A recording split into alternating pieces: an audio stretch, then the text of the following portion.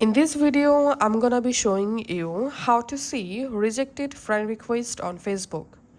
Facebook doesn't allow a list of people who rejected your friend request, but you can identify them manually using this trick.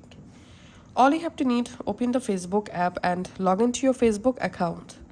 Then tap on your profile photo, and here you have to tap on friends. You can tap on see more to find out friends or add friend option.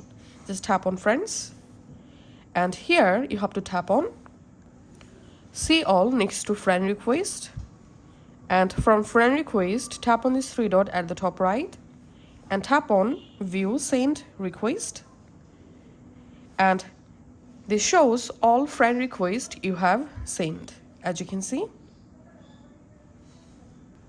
And now, how to know if someone rejected you.